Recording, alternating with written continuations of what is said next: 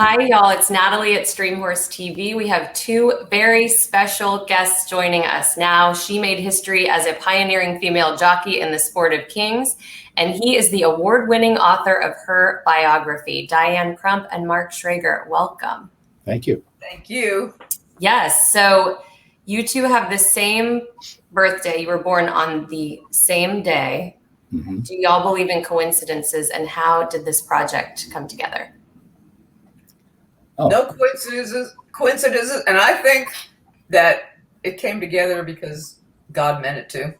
I had come to realize that there were no books written about Diane, and I thought, well, how could that be? So I looked her up online, and I called her up, and sure enough, her phone number was there, which kind of surprised me, but I gave her a call, and we talked about doing her biography, and I said, I'd love to do it, and she said, well, I'd like you to do it. So I said, send me whatever, any biographical stuff you have, just send it to me. So I started printing them out when they got there, and the very first one said, I was born on May 18th, 1948 in, what's the name of the town again? I'm sorry. Milford, Connecticut. Melbourne, Connecticut. And I looked at that and I said, that's the typographical error. It has to be. That's the day I was born. And sure enough, I called Diane and said, are you really born May 18th, 1948? And she said, yeah, that's it. And well, so am I. And Diane said, well, that just goes to show you were meant to write my story. And I was looking for a book to write. I was looking for something to do. So I think you must be right about that. And as time has gone by,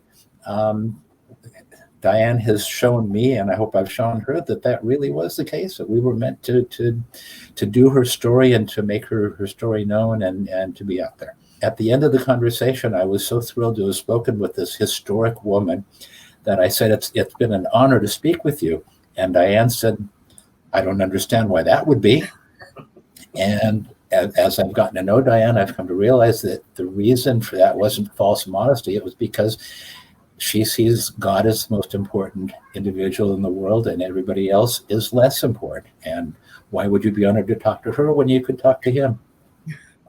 So absolutely. I think that's what that was all about. You were definitely meant to be together for this. It seemed that way.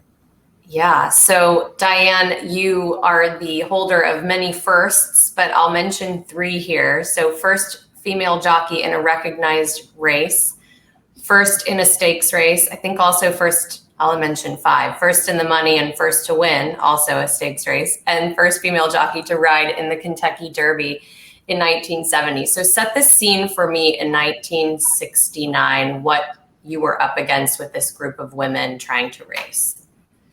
I mean, by then we'd already experienced boycotts and the most negative press you could ever imagine.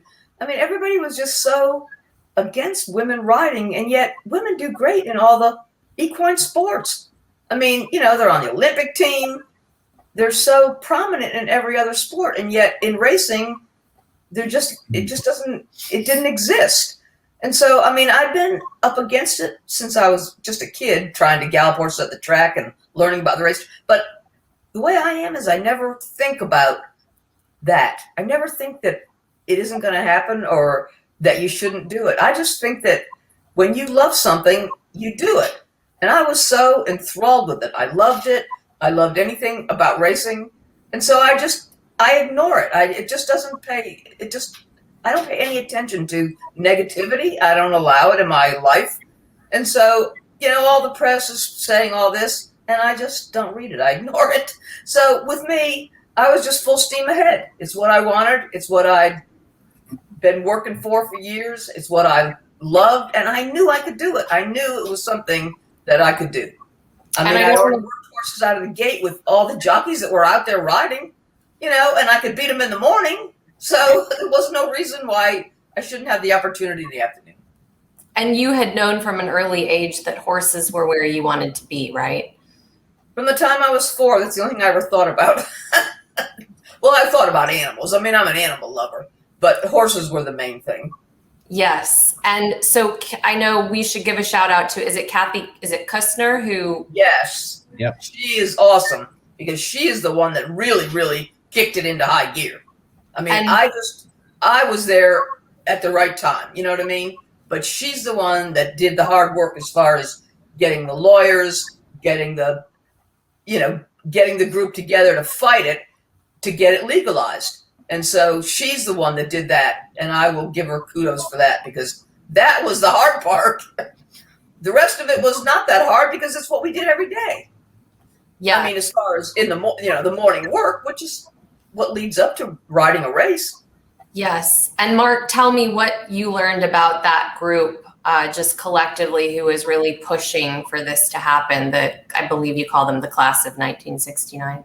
Well, collectively, they were one and all amazing. Kathy Kuzner did so much to get the thing underway. She went to court. She would do morning workouts. She would do what they told her to do, and they would say, "Well, it's not good enough."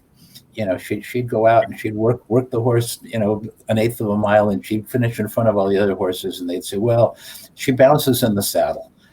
And one non-reason after another, she never could get approved. And in the course of her trying to get approved, other women, Penny Ann Early, lots and lots of them, they would all go through the same thing.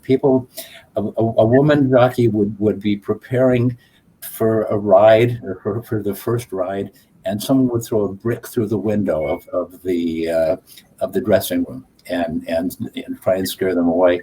And Diane was the one that was there at the right time, but was also the one that persevered and kept on going.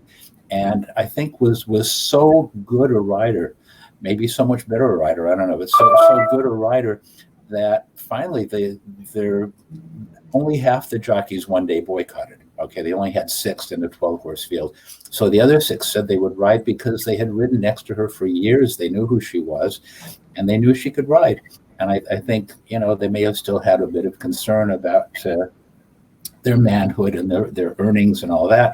But I think enough of them said, "Okay, she can ride. We trust her. We'll go ahead and do it." And then they got 6 more that came aboard, and Diane was the first one to get in. But I think, to me, all of the women that were in that first group, the crop of 69, that all of them were boycotted, all of them were badmouthed, and they had to be heroic. They had to be strong as anything to make it through, and they did. That's what I learned about them. That they're an amazing group of very strong women. And just so our audience knows, this was front page national daily news, right? This was covered meticulously. Right, like it was important. You know what I mean? In a way that it was like blown out of character, shall we say. And they were watching all of you, right? Like your every move and everything. They would come. They'd follow you around. I mean, it was like the paparazzi at the racetrack. So they followed you around, but I didn't care, because I just did what I always did, and it's what I love. It's what I've been doing for years. So you'd see an article in the paper, and maybe it would be in the sports section. Maybe sometimes it was on the front page of the paper itself. It was, and the headline would be, "Diane scratched at Hialeah," and it wasn't Diane Crump. It was Diane. Everyone knew who she was. They knew she was trying to ride. Her articles about her had been in the paper for days and weeks on end, and it was just Diane. They didn't have to tell you the whole name, because she was that familiar already. And it was being covered like it was the most suspenseful moment that could ever occur, that a woman would ride in a race. Mm-hmm. Interesting. And the walkouts, I have to say, the boycotting and the walkouts, some of the names on the list of the guys who were refusing to race really surprised me. I know it was a different era, but I wanted to ask Diane, who was the consummate gentleman? Like who were the gentlemanly ones that stood out to you through this era, if any? Danny Gargan. I think his son is now a trainer, right? I think so. He was always so supportive of me. And Johnny Beach was another one. I mean, they're, obviously in my era, but they were always for me. Never, no negative. And I'd say those are the only two. At least for me personally, you know what I mean? I'm sure for the other, but I didn't know the other riders. I knew those guys. And they were friends, and they were supportive. And I mean, Danny's the one that loaned me the saddle the first time I ever rode. Yes, and I'll say read the book to find out those names of the boycotters, and I also loved the story that Craig told yes, you. told me to put my goggles down. I was grateful to him for that. So I guess he was probably fine with it, with women riding. So I he didn't gets know him other than star. that. I mean, I've met him later. Obviously, I rode against him plenty, but Yeah, I don't want to leave out. Mark found just a clever Eddie Arcaro quote, and I have it in front of me, and it says, "When the guys asked me for advice, I told them they couldn't have much confidence in themselves if they were worried about riding against girls." And I thought that was a brilliant find, Mark. that was. Yeah, for sure. And so then when it all went down, and I'm so glad I've now seen a photo of just the mayhem of your first race that you got into, and they had riders and everybody, and the whole thing went down. Can y'all describe that a little bit, and just your own dressing room and the security guard and the whole thing? And that, well, my dressing room was the HBBA office, which was the closest office to the jocks room. So they put me there because it was just a short little walk over to the jocks room, and then they put a bathroom scale outside to weigh me on. And so, because they wouldn't let me come inside. And that's all changed, but it did take several decades, shall we say. So, I mean, that part is, then everything was so, protected. Like, they just thought, I don't know what they thought. Because you could see the picture where all the guards were around me.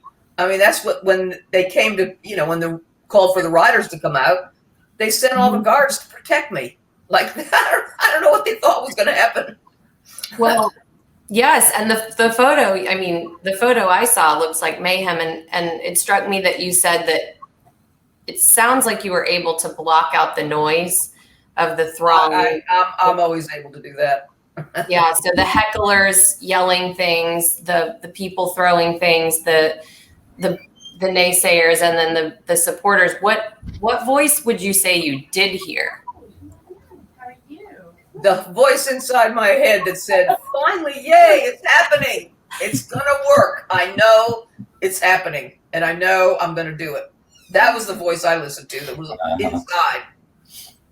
And then, Mark, you write about the fact that by the end of 1969, the media hullabaloo sort of quelled.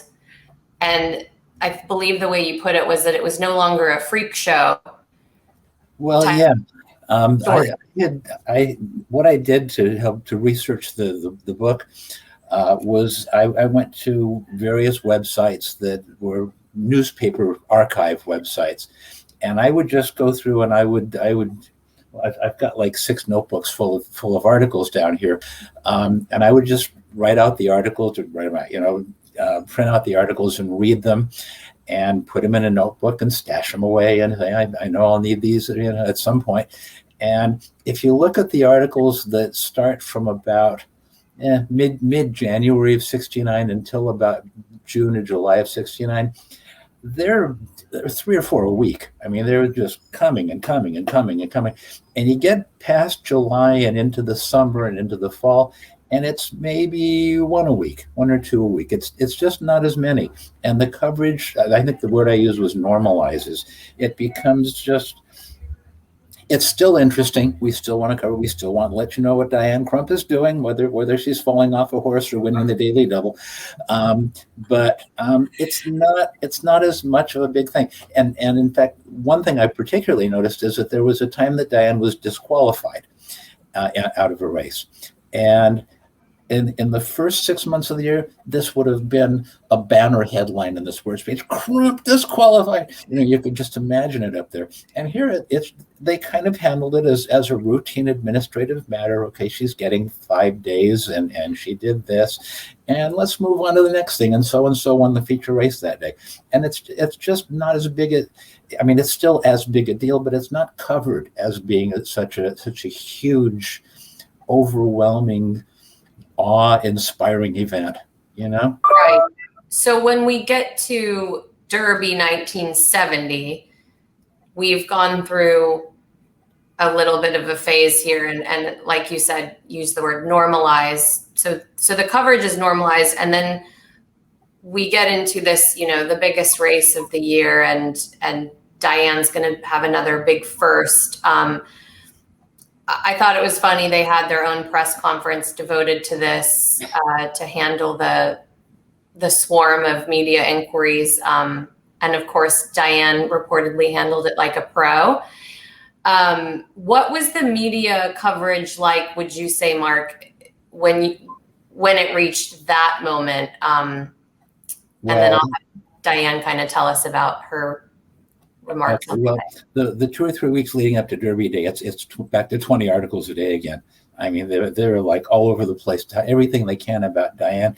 And one thing I think was interesting, I don't know if you want to mention this, but there is, in I believe it was the Courier Journal, there's a list of the horses, just a list. Here are the entrants for the Kentucky Derby. And you've got, I think it was 19 horses, and 18 of them, they have the jockey's name with the first initial, W. Shoemaker, W. Hardtack, B, J. Rotz, and Diane Crump. And they want to make sure that you don't think it's some other Crump. If you're going to bet on this horse, you need to know that it's this newfangled woman jockey. But yeah, Diane had their press conferences, and they're asking Diane questions that nobody's ever asked a jockey before. Do you have a love interest? I mean, come on. No one's going to ask Bill Hardtack that question. He'll tear their heads off. Which horses are you the most? Which horse are you the most worried about? And Diane says, I'm worried about all of them.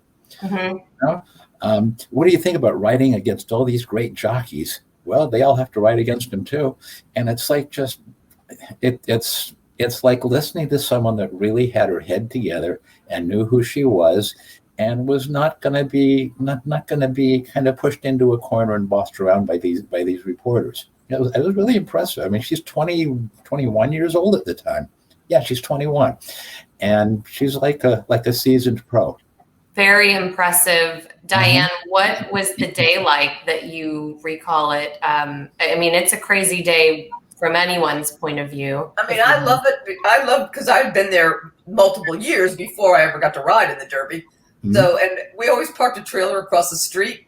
So it's so funny because like people would camp out all over the streets in Louisville. It's crazy. So, I mean, the excitement is there, and which I loved since I've already been a part of it. And then, I rode there the last Derby season. And then, so it's kind of an excitement that it's hard to describe unless you actually are probably a Kentuckian. You know what I mean? Or so ingrained in the horse world, because it is special. I will say it is special. And so for me, it was normal in a sense to be there, a part of it, even though maybe I didn't ride in the Derby, but it was still, the feeling is there. And now I've been riding for over a year. And so I was excited. I mean, obviously I was a long shot, but the fact that I was getting to ride a few horses that day was exciting to me. And then everybody had to be in the jocks room early. So, I mean, got up and galloped horses in the morning and then went back, and I had, rode in the first race. So I had to be in the jocks room at like 10:30 or whatever it was. It was early. And you won the first race, right? And I won the first race. So that was kind of cool. And then I finished, I don't know, third or fourth in a 2-year-old filly stake.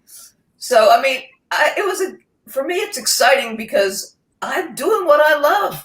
I mean, yes, the Derby is exciting, but for me, it's just riding races. I hate to say it. For me, that's what I just wanted to ride races. I didn't care about the rest of it. It was exciting to ride in the Derby, and I would have, loved to ride one that was, 5-1 instead of 90-1. But you know what I mean? But to get one there is such a feat anyway, for anyone, for a rider, a trainer, an owner to get one there. And I appreciate that you did in the book kind of admittedly say, you want to ride it like it's any other race, but you'd be lying if you said it was like any other race, because it just isn't. And there's so much buildup.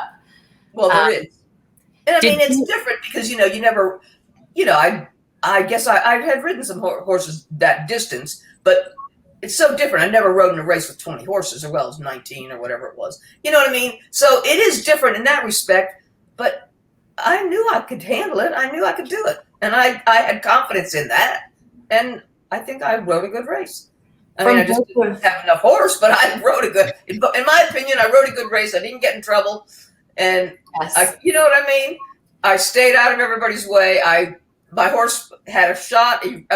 When he got a little room to run, he made up some ground. He gave it his best shot, and we avoided the spill that happened. We were, you know what I mean? So, yes. I mean, I was happy with that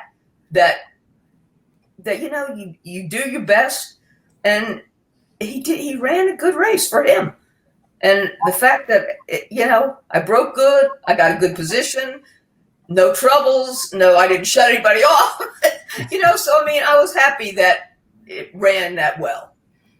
Do either of you feel like it, from your take on it, feel like it was celebrated that you were the first in the race that was a female rider, or not celebrated? Like, what was the feeling?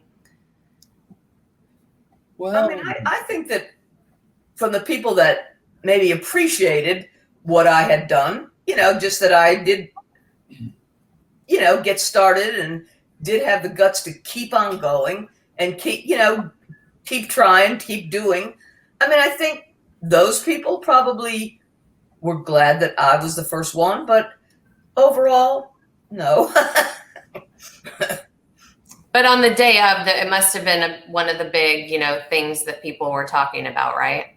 It was, and I was okay with that. But but the Derby is such an excitement that there was way more to it than that. That's the good thing. Any thoughts, Mark? I think at the time, I don't know, from my reading of all those at the time, I guess they were 45-year-old newspaper articles. Some of them treated it as an oddity. It kind of depended on the writer. Some treated it as a really great thing. Here's the first woman ever, and and it was treated with respect. It was treated almost with admiration for some of them, and for some of them, it was just an oddity. Here's this crazy thing going on, and there's a woman, and maybe we'll see another one in 20 or 30 years. And it was just, I guess writers need something to write about. And here was this thing they could devote a few paragraphs to. And then let's move on to the next thing. Yes. Well, in the history books, it's a very special thing. And I know your career went onward from there. And what I found really interesting were the percentages that Mark put together. And just tell me a little bit, as things continued and it normalized a bit and you continued your career, did the naysaying kind of fade away and everybody just got over it? And then it was just a matter of getting fewer mounts than the guys did? I mean, that was part of it. I think that, and I've always expressed that my biggest disappointment was no matter what I did, how many races I won, no matter what happened, I still had a hard time getting mounts. I mean, that was always my frustration. And, I obviously I rode the horses that, for Don, which was then my husband, but his owners always thought I was a good rider. And there were other trainers, obviously, that rode me that I won races for. But to get the amount, of mounts that I wanted, which would be like any other rider, it was just so difficult. I mean, I'd gallop horses, because I ran our shed row, basically. And so, I was getting on we always had 20 horses, and I got on all of them myself. And, most of them anyway, not always. Obviously, there was another rider there. But anyway, we galloped a lot of horses, and I'd get on horses earlier, like somebody wanted me to breeze something or catch it in between. And I went to training centers in the afternoon. I did anything to pick up mounts. So, I mean, I galloped horses all day long somewhere, just trying to pick up a mount. And to me, that was my frustration, that it was just so difficult. Well, and you were winning. So this is what would you say were the most significant forces? I was getting the mounts. Right. So what would you say were the limiting forces? Was if you had to name some limiting force? I mean, the only thing people would say, well, my owners don't want us to ride a girl. Owners. I mean, obviously trainers too, but I mean, that was the biggest thing. I mean, it's such a sport that was so ingrained in men. Mm-hmm.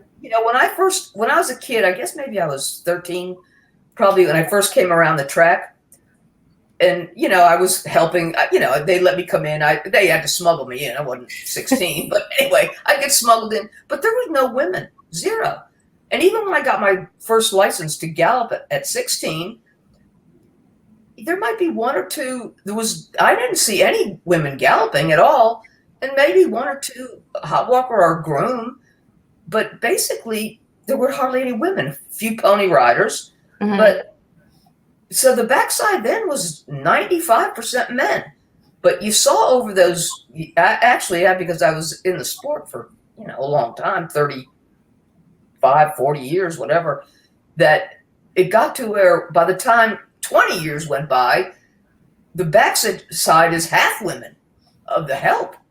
So, right. I mean, it did take 20 or more years for that to start taking effect. And now there's plenty of women, lots of women that gallop and, that make up the backside and train and do everything. So it's just been a long time coming. And guess who was among the first to show the world that was possible? Yeah. Yeah. Well, you just have to do what's in your heart, and whatever that is, just do it. Yep, there you go. Well, is that what you kind of chalk it up to in terms of being on the front lines? And I get that you don't really relish the notion of iconic status, although we can agree you're a significant figure for women and racing in history. Being on the front lines and pushing this forward and all that you fought for, is that what just drove you? Is the love of it? Yes, the love of it. I mean, just that, to me, if you have something that you love, that's your passion, then you're supposed to do it. I believe that. Whatever that is. If you love it that much, then do it. Don't let somebody tell you can't do it, because you can do it. I mean, I think if you have that desire and that love, that God put it there, and He put it there for a reason. And so follow it. Right. I mean, Mm-hmm. Amen. I'm not the kind of person that's afraid. That's the one. I guess that's a bad thing in a way. I mean, it's bad and good, I guess. Well, it's important for people now in the landscape that we are living in right this moment. Women are fighting for so much, and to kind of give a nod and look back at what was fought for back when you were fighting for it. And the victories and the setbacks and why you withstood, why you and that group in particular, for our purposes here in 1969, stood by your desires and your wishes and your dreams and kept pushing for it, really with a lot of backlash. I mean, do you see parallels with anything going on now? I see parallels with civil rights. Mm. And so it's civil rights, it's equal rights. We're all equal in God's eyes. I don't care who you are, if you're a man or a woman, if you're black, white, brown, purple, I don't care. But we all have that. We're all in this world together.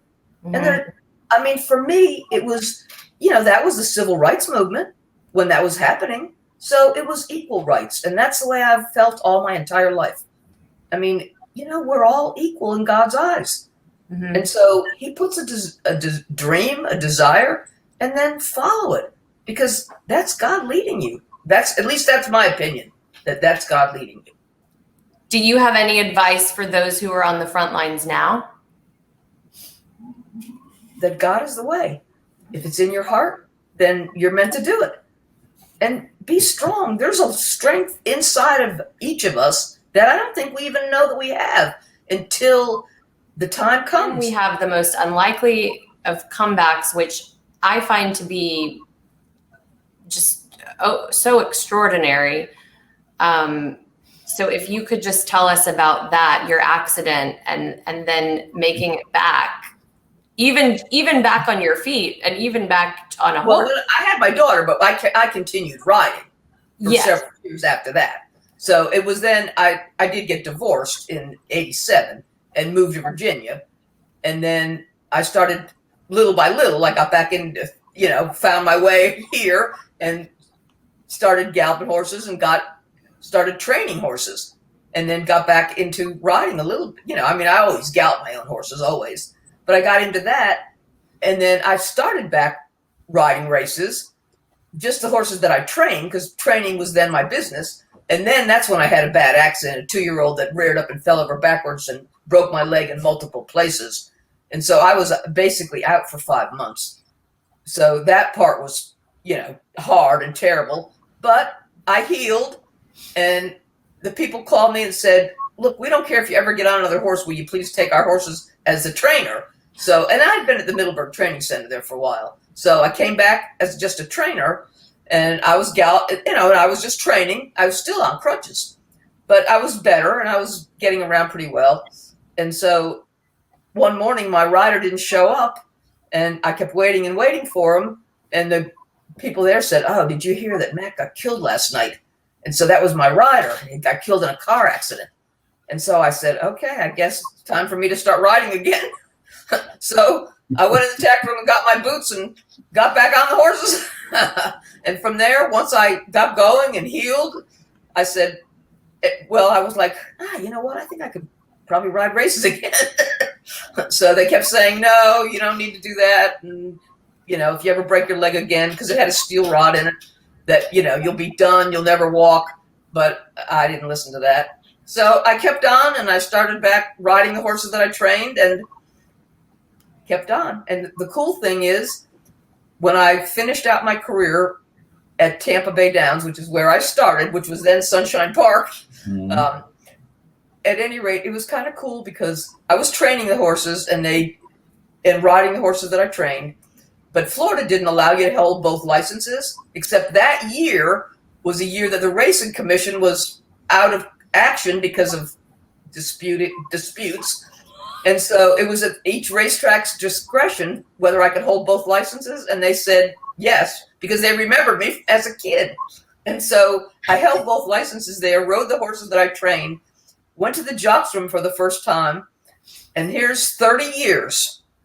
And I used to use a ladies' room in the grandstand for my jocks room, and then a little tiny trailer that held, 3 or 4 people that was parked outside the jocks room in the parking lot, to now coming back 30 years later to a jocks room that was equal, 50-50. You walked in, the men's section was downstairs, the women's section was upstairs. We shared a joint, like lunch counter. We had saunas. We had everything. We had everything equal to the men 30 years later.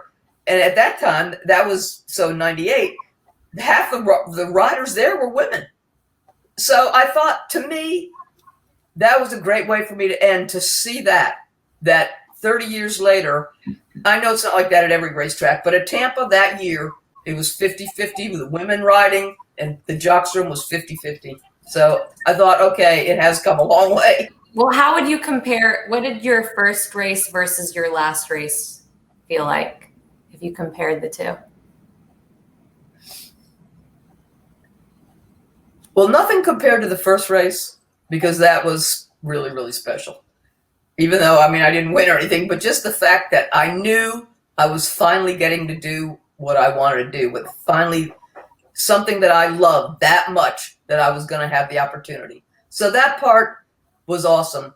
The final race was just that it had come so far, that I was I was proud that I started that and that had come that far. So, to me, it was a feeling of a bit of pride that at least I had gotten it started, and look at the progress it had made over 30 years. And what were the newspaper articles like that day, Mark? Oh, for her last day? I don't think I saw more than a couple. I know. It was, well, of course, nobody knew that it was the end. That's right. It's not like I announced that. Right. The only one that knew that was me. Right. Mm-hmm. And your few daughter people around the track, but that was it, because my mom needed me to come home. Yeah. And so there was an article in one of the I don't remember which one it was, but there was an article that was Diane Crump, racing's first female rider, is now a trainer. And it's like, okay, nothing special. She's now a trainer. Right. And then the article talked about how she rides her own horses, and it's kind of business as usual. It's like I said, it's very normalized. It's, why would she not be a trainer? Why would she not be a rider? It's gone from being this stratospherically amazing event to life as usual. Life goes on. Which is what I wanted all the time. Which is what she wanted right along. So Diane eventually helped to bring it to where she wanted it to be. Took a while. Right, exactly. She willed it. Normalized. She got it to where she wanted it to be. That's it. That's it. That's awesome. She was talking about how the evolution of women's dressing rooms in the sport, and that at one point they were having her dress in a ladies' room in the grandstand. And I had this picture in my mind. I don't remember if I even got in the book or not, but I had this picture in my mind of here I am, and I'm in the grandstand, and I'm a fan, I'm a bettor, and I'm getting ready to go down and make my bets. And here we go. I go down the stairs and into the passageway. And here comes a jockey toward me with a whip and a saddle and walking along in full jockey regalia. And it's like, what the hell is this? From the ladies' room. Yeah, from the ladies' room. Hey, at least I got to ride. That's right. It's what you had to do. There must be a photo of that somewhere. Yeah. Well, anything you'd do differently, Diane, if you could go back? Nope. Not a thing. Wow. Other than I would have liked to have ridden more horses. Other than that. And, well, and should have. I mean,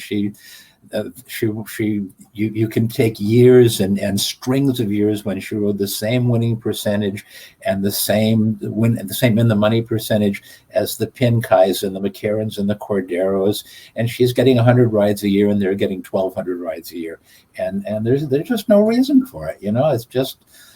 She's got the wrong number of chromosomes is all it is. But she's that was the saddest part in my. Yeah, she's as athletic, she's as skilled, she's as everything as they are, but she's not as male as they are. And then they penalized her for that.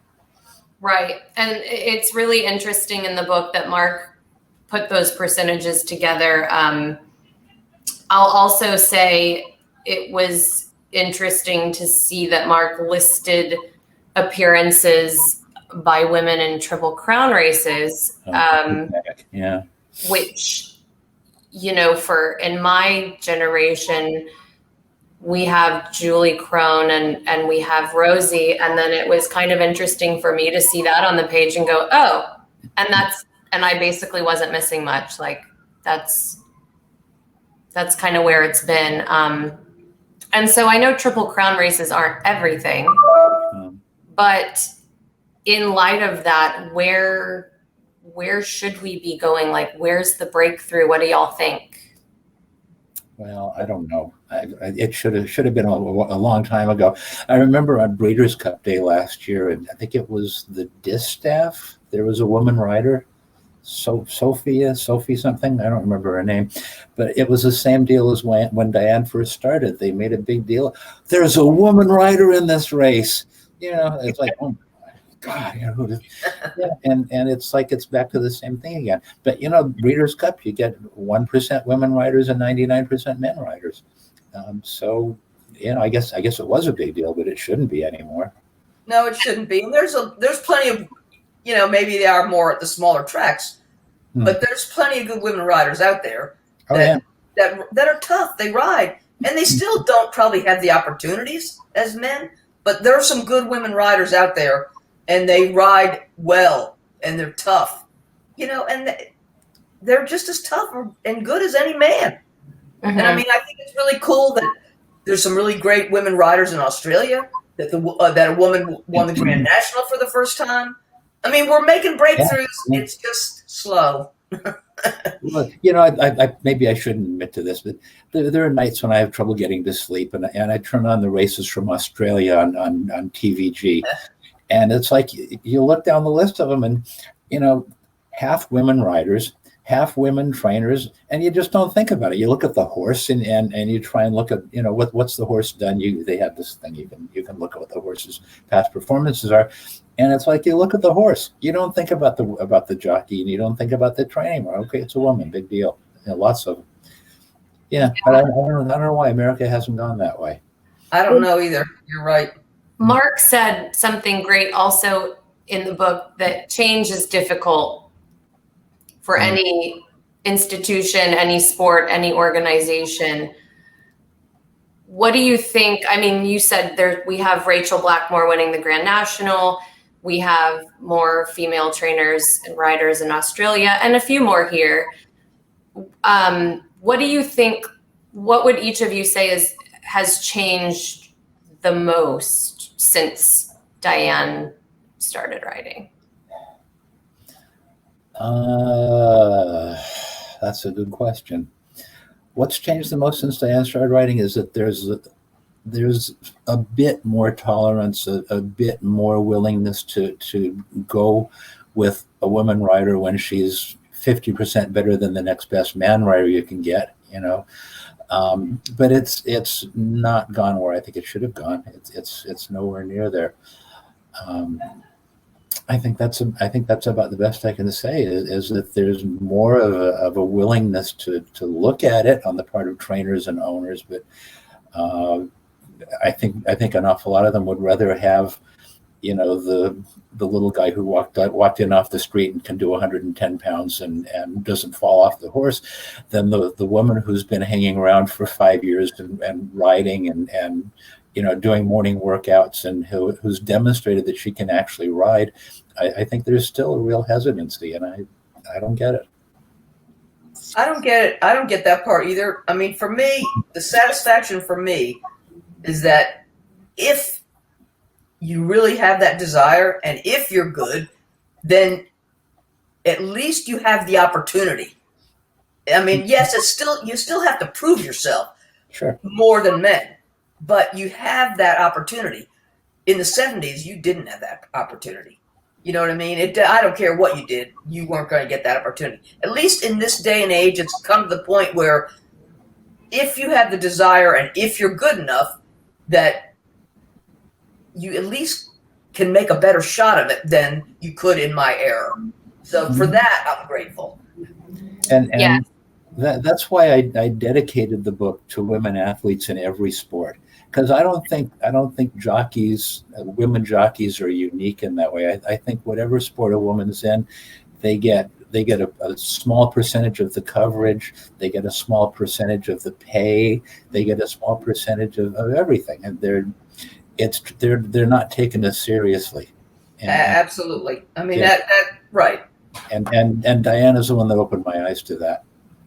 Well, it's a really wonderful dedication. I was actually going to ask you about that anyway, so I'm glad you brought that up. And I love that you quoted Andy Beyer, who's distinguished and of all the racing brainiacs out there. If he said someday a woman's going to win the Derby, even though it was going on 8 years ago, yeah, it'll happen. Well, it'll happen. It's out there. It's waiting to happen. It was important to me that quote came from Beyer. Beyer is, let's see, I can find you my copies of his entire authorship is on my bookshelf over here. Beyer's my hero, and I agree 100%. He's the brainiac of all brainiacs in the sport, and if he said it's going to happen, it's going to happen. But man, it's sure taken a while to get there. It has. It's taken a while, but it's coming. Yeah. Yes. And we thank you, Diane, for paving the way to this opportunity being grown. Hopefully, I got to put my little footprint in the sand. We greatly appreciate you both joining us here. I'm just over the moon talking with both of you. And we want to congratulate Mark on winning the Dr. Tony Ryan Book Award. It's a job well done. You've told this story beautifully, and Diane, your story is a gift. So again, we appreciate it, and everyone should really get the story through Mark's beautiful words. Diane Crump, A Horse Racing Pioneer's Life in the Saddle by Mark Schrager, and it's out now. And make sure you follow And friends, Stream Horse TV on Facebook, Instagram, Twitter, and YouTube. Thank y'all so much, and happy trails. Hope we see you again soon. Thank you. Thank you. Appreciate it. Yes, very much so.